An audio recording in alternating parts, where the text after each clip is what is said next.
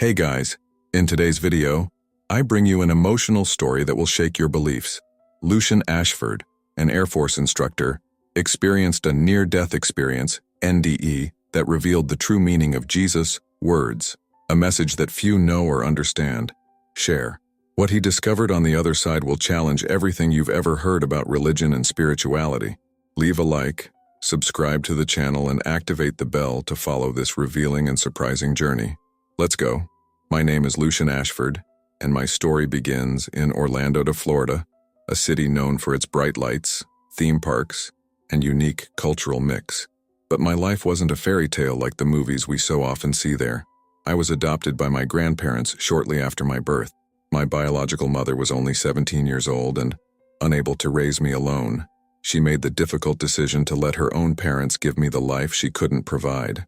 "You are our hope, Lucian," my grandmother Margaret used to say as she rocked me in her rocking chair. She had snow-white hair and eyes that shone with wisdom and unconditional love. Our home was anything but ordinary. I grew up with adopted siblings who came from different parts of the world. There was Sung Ho, who my grandparents adopted from Korea when he was just 3 years old, and Lila, an energetic girl of African descent, who was adopted when I was 5 years old.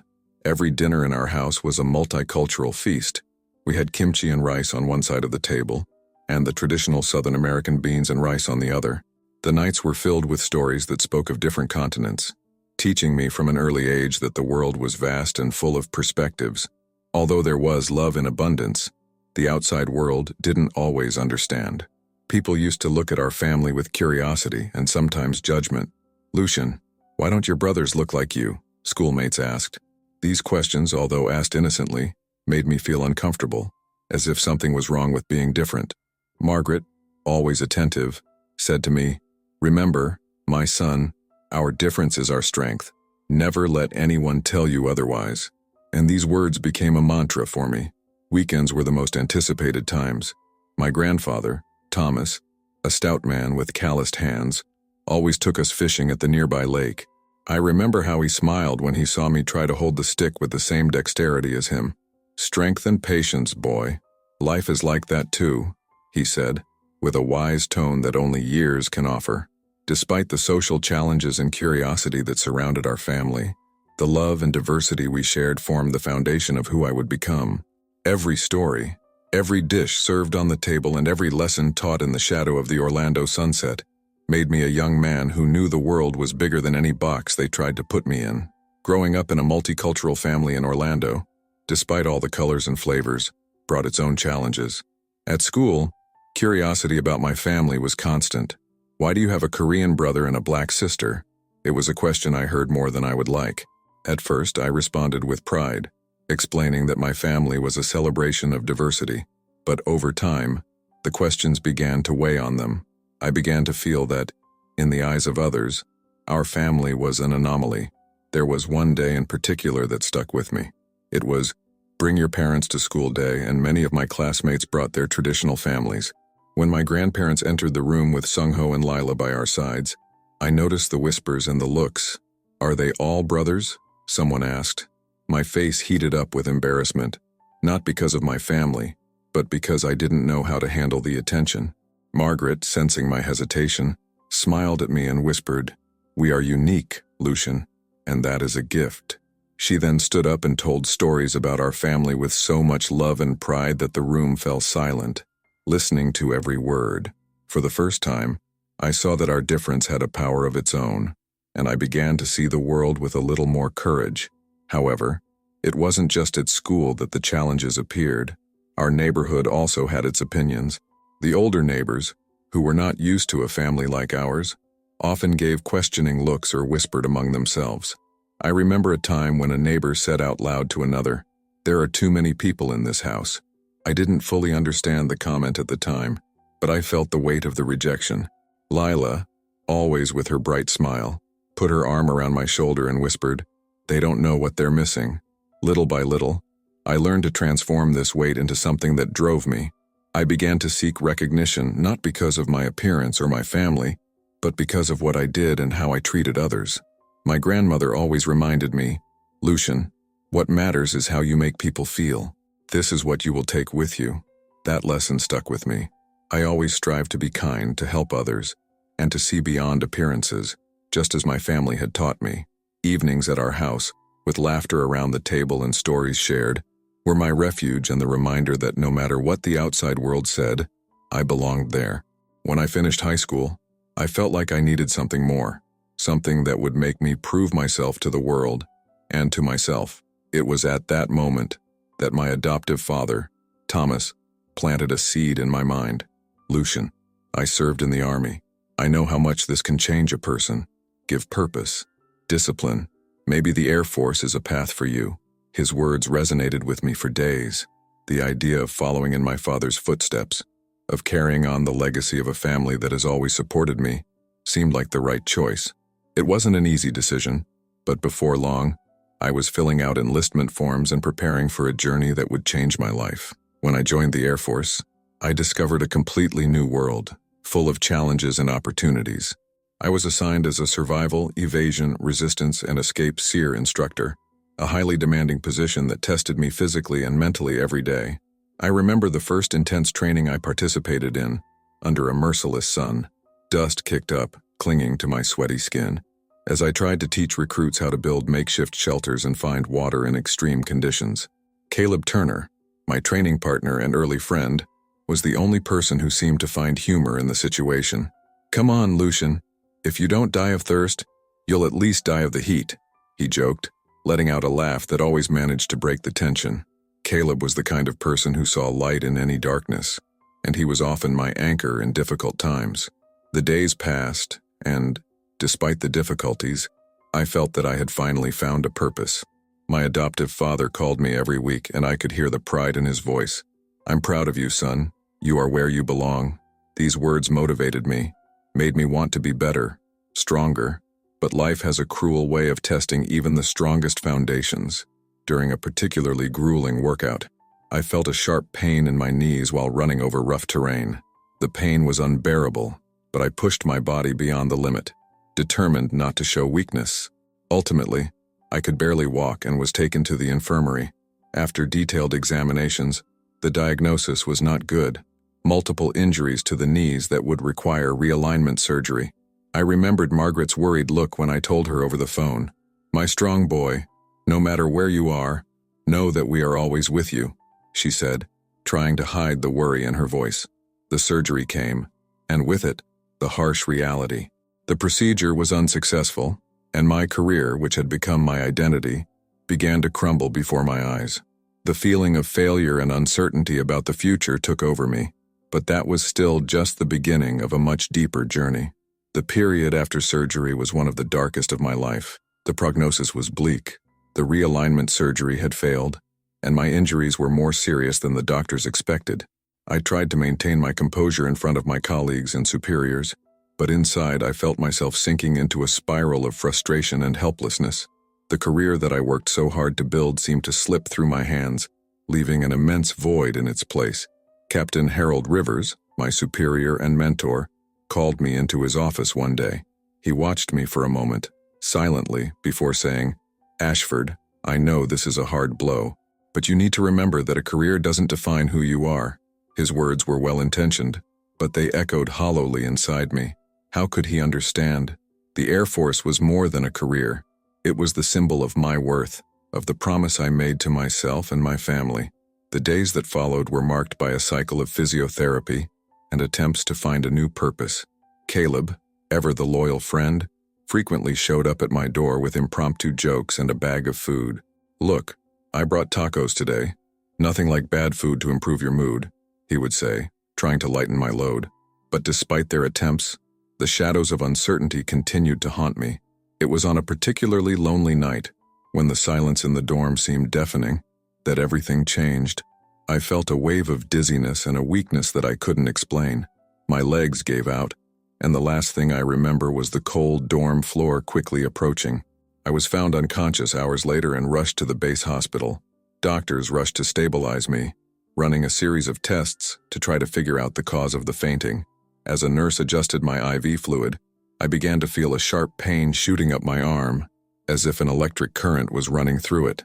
That's when I saw the monitor next to the bed start to flash uncontrollably before showing a straight line. The sound of the alarm echoed in the room, and for a moment, the world was reduced to this cacophony. Doctors sprang into action, shouting orders that mixed with the growing buzzing in my head. The pain intensified until, suddenly, everything stopped. A deep silence and welcoming darkness took over me. It was the moment my earthly journey stopped, and the door to something much greater opened. The moment everything became silent, I realized something different was happening. The weight of pain and worry was gone, and in its place, an indescribable lightness washed over me. I felt like I was floating, without gravity to hold me down. When I opened my eyes, I found myself surrounded by a soft, pulsing light that seemed to have a life of its own. This light enveloped me like a warm hug, bringing a peace I had never experienced before. It was then that I realized I was moving, being taken through a tunnel made of lights that danced and sparkled in colors that didn't exist on Earth. The tunnel seemed endless, and the feeling of ecstasy grew with each moment. As I progressed, memories of my life flashed before me like a movie. Me, little, running around the yard with Sung-ho and Lila, the laughter of family nights, the proud look on Thomas's face when I saw myself in my uniform for the first time. These memories were not just visions, but vivid emotions that I felt intensely. Suddenly, the tunnel opened into a garden of unimaginable beauty. The colors of the flowers, the trees that seemed to touch the sky, everything there pulsed with an energy that connected directly to my being. The sound of a stream running in the distance mixed with soft music that seemed to come from the air itself. It was then that I noticed a figure in front of me. A man in a light robe with a serene and welcoming presence played with a blonde child with curly hair. My heart leapt when I recognized the child. It was me, at 4 years old, when innocence and joy were my pure nature. The figure turned, and my heart skipped a beat. There was something about him that was unmistakable, even if I had never seen him like that. Jesus was there, not like the images I had grown up seeing, but in a way that seemed more real than anything I had ever experienced. He had short hair, green eyes that conveyed infinite peace, and a warm smile that welcomed me like an old friend. "Lucian," he said, in a voice that sounded like music and truth at the same time, "you have gone far in search of answers, but you have forgotten the simplicity of my message." I felt a mix of relief and emotion. Before I could respond, he continued, "Life is not about what you achieve, but about the love you spread and the connections you cultivate. Many distort this, but the essence is simple: love, compassion, and joy."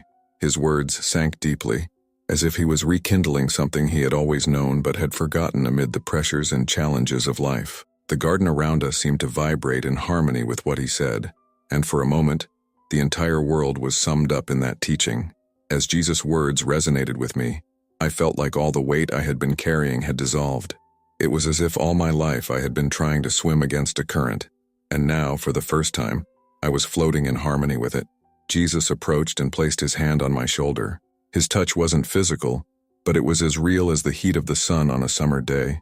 His gaze met mine, and it was as if he could see every part of me, the fears, the insecurities, the victories, and the regrets. "Lucian," he said, "the life you lived was based on the pursuit of what you thought was security and success, but you have forgotten the true essence, being a light to others." My heart sank. I knew he was right. How many times have I allowed myself to be consumed by the desire to prove my worth, to be recognized? How many times has the approval of others mattered more than the love I shared? Jesus continued, with a tone that mixed tenderness and seriousness. "Spreading love, light, and laughter is the true mission. This is the essence of my message, but many distort it with rules and judgments." He then sat down next to the child, the version of me that was filled with joy and innocence. Memories of that time flooded my mind, the afternoons playing in the backyard, the carefree smiles, the laughter that echoed through the house. "You were born with this joy," said Jesus, looking at the child, "but you let the world erase it little by little. Your mission now is to remember and teach this to others." For a moment, I felt tears run down my face. There was a lump in my throat, a mixture of remorse and relief. "But how can I do that?" I asked, voice shaking. He smiled, that smile that radiated more light than anything in the garden. "Simply, live in such a way that your presence brings joy to others. Serve with love, and never forget that, in small actions, you carry the greatest truth." The surrounding atmosphere seemed to pulse with a living energy. I didn't know how much time had passed. It felt like an instant and an eternity at the same time. Everything he said resonated within me, and I felt that something had changed profoundly. It was as if an old flame had been rekindled, a flame that reminded me that living was much more than earthly challenges and achievements. Before I could ask further, Jesus stood up and with a playful smile said, "You know you need to go back. It's not your time yet." My heart filled with a mix of sadness and acceptance. I knew he was right. One last exchange of glances and, as if someone had pressed a button, everything around me began to dissipate into an intense white light. The intense light that surrounded me became more dazzling, until suddenly I felt a firm tug, as if something was pulling me back. The warmth and peace of the garden disappeared, and slowly the sensation in my body returned, first as a crushing weight, then as a painful tingling. I opened my eyes and was greeted by the cold, clinical light of a hospital. The incessant sound of the machines filled the room, mixed with the whisper of the doctors' voices. I tried to move my head and, with effort, I saw a doctor next to me, visibly shocked. He's back," he exclaimed, looking at the team who remained frozen for a moment before springing into action. It was as if a miracle had just happened before his eyes. The light in the doctor's eyes was a mixture of relief and astonishment.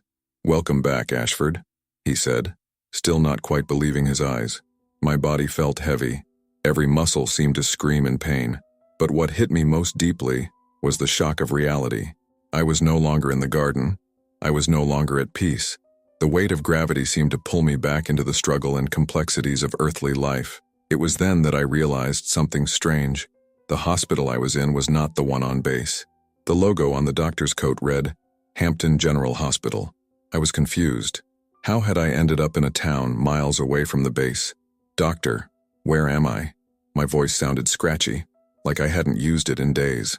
The doctor, still perplexed, replied, "You were transferred after being declared, well, dead on base. They brought you here in an attempt to stabilize your condition, but honestly, we don't have an explanation for his recovery." The silence that followed was broken only by the sound of the monitors. I looked around, still trying to process what had happened. My memories of the garden, of Jesus, and the revelation he had given me were so vivid and clear that it seemed impossible that it had all been just an illusion. A nurse entered the room, her eyes filled with a compassion I had never noticed before. She adjusted the IV next to me and, without looking me in the eye, murmured, "Welcome back, soldier. You have a second chance." These words resonated with me. A second chance. Jesus' phrase, "You know you have to go back," made more sense now. I had a mission, a new perspective that I had to carry with me, and although the path ahead was uncertain, one thing was clear. The life I had before that experience could not stay the same. I needed to live up to the message I was given, find ways to spread light, love, and laughter in a world that needed it so much. Physical recovery was slow, but the internal transformation was immediate and profound. Each day in the hospital gave me time to reflect on what I had experienced and on the mission that Jesus had entrusted to me. The phrase "spread light, love, and laughter" was engraved in my mind, like a flame that illuminated all my thoughts. However, living up to this message in such a skeptical and challenging world would not be simple. In the days following my discharge, I returned to base, but the routine felt different. The colors were more vibrant, people's smiles were more meaningful, and details that I had previously ignored took on a new value. I felt an empathy I had never experienced. When I passed through the infirmary corridor and saw wounded soldiers, a deep desire to bring comfort and hope to them grew in my heart. But the fear of sharing my experience, of being seen as crazy or too imaginative, still hung over me. Caleb, my loyal friend, noticed my change. "Hey, Ashford, you look different. It feels more light," he said one day as we were having lunch together. I looked at him, trying to find the right words. "I saw something, Caleb, something that changed everything for me," I replied, hesitantly. He raised his eyebrows and instead of making a joke like usual, he became serious. "So tell me, friend, what it was." And so, for the first time, I narrated my experience. I spoke about the heavenly garden, about the boy who represented my childhood, and about meeting Jesus. Caleb listened in silence. His gaze did not express disbelief, but rather curiosity and a touch of admiration. When I finished, he took a deep breath and smiled. "Man, this is intense. But if anyone can bring a little light to this place, it's you." Those words were like a key turning in a rusty lock. Little by little, I began to allow this new vision to shape my actions. When someone was discouraged, he made a point of offering a word of encouragement. If someone needed help, I was there. Even if it was something simple like carrying boxes or listening to someone vent, this new approach has not gone unnoticed. Soon, other soldiers began commenting on how Ashford seemed to have a way of making you feel better. My empathy was not just emotional, but also sensory. I felt the pain and joy of others in an almost palpable way. It was as if my experience had expanded my ability to perceive the nuances of human emotions. This was sometimes overwhelming, but it also reinforced my purpose. Jesus' message of spreading love and light was not just an ideal. It was a practical mission that I could carry out every day. Still, the idea of sharing my story in a larger context, outside of my immediate circle, seemed like a colossal challenge. But inside me, a certainty grew. Living authentically and fulfilling my mission meant not hiding this part of myself. I was willing to face the doubts and the curious looks if it meant making a difference. As the months passed, I adapted to the new reality, and my view of the world changed.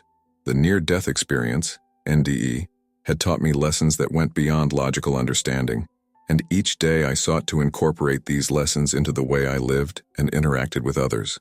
Instead of focusing on material goals or recognition, my priority became making every moment count, bringing joy and light wherever I was. One afternoon, as I walked through the halls of the base, I saw Nurse Grace Ellison, the same one who had adjusted my IV at the hospital, sitting on a park bench, staring into space. His expression carried a sadness I had never noticed before. Without hesitation, I sat down next to her. "Nurse Grace, is everything okay?" I asked, with a gentleness that came from the new sensitivity I had developed.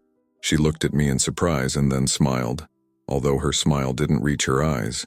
"Lucian, sometimes even those who care need care," he replied with a melancholy tone.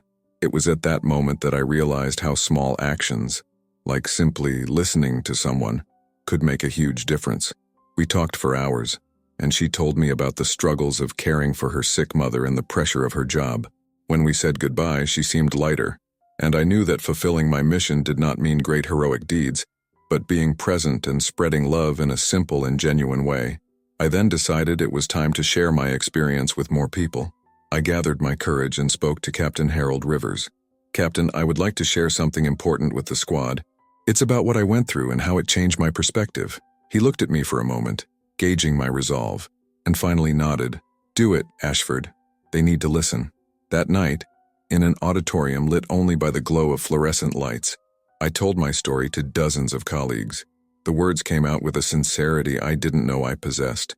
I told about the tunnel of light, the garden, the encounter with Jesus, and the message of spreading love and joy. There was a deep silence when I finished, and then a timid round of applause turned into warm applause. Over the next few days, I received countless reports from people who felt inspired, touched, or curious to learn more. The impact of this sharing was not just on others, but on me as well. I felt that by sharing my experience, I was fulfilling an essential part of the mission I received. I was reminded of the words of my grandmother and Margaret. "Learning is what will take you beyond obstacles." I was learning, but also helping others see that in the midst of the hardness of life, there is always room for love and light. Little by little, my transformation spread outside the base. I volunteered at community centers, helped with charity events, and whenever I could, I visited hospitals to bring a little joy to patients. I understood that my journey was not about grandiosity, but about being the change I wanted to see in the little things. Every smile I saw, every look of gratitude, reinforced my mission. Over time, the transformational journey I began after my NDE became an intrinsic part of who I was.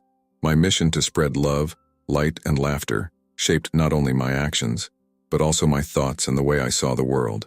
I came to believe that even in the most difficult circumstances, small kindnesses and gestures of empathy could be the difference between darkness and hope. One day, while visiting a local community center, I met a young woman named Emily. She was 12 years old with messy blonde hair and a curious gleam in her eyes, although her smile betrayed a silent sadness.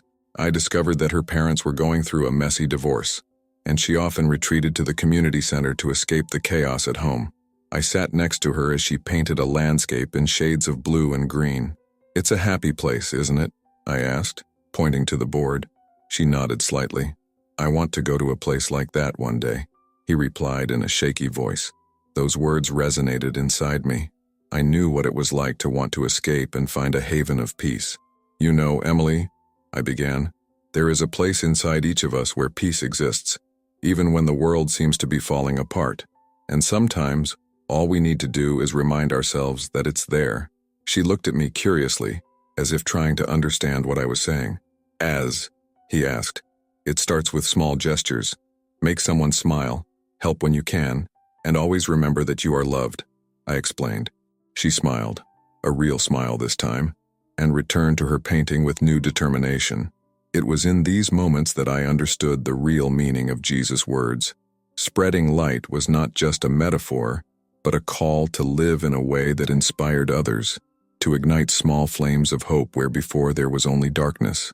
I learned that even a simple act of kindness could reverberate like ripples on a lake, touching lives in ways I might never have seen. However, living this mission was not without challenges. There were days when the weight of emotions I picked up from those around me left me exhausted, moments when the darkness seemed to want to pull me back. On those days, my grandmother's words echoed in my mind. "Remember, Lucian, learning is continuous. Every day is a chance to grow and do better." This thought gave me the strength to continue, to face the skepticism of others and sometimes even my own. I came to cherish every little moment of connection, every laugh shared and every tear wiped away. I discovered that as I gave, I also received, and that my purpose was not just a responsibility, but a gift. In the eyes of people like Emily, I saw the impact of my actions and understood that my mission was being fulfilled little by little. I concluded that the true richness of life is not in great achievements or fame, but in the connections we create and the smiles we provide. The words of Jesus have never stopped guiding my days, living with love, compassion, and joy. That was the message I needed to share, and that was the life I was determined to live. If you like this beautiful spiritual testimony, leave a like, comment on your impressions, subscribe to the channel, and don't forget to activate the notification bell to watch each new video and help us spread this message to a greater number of people. Until next time.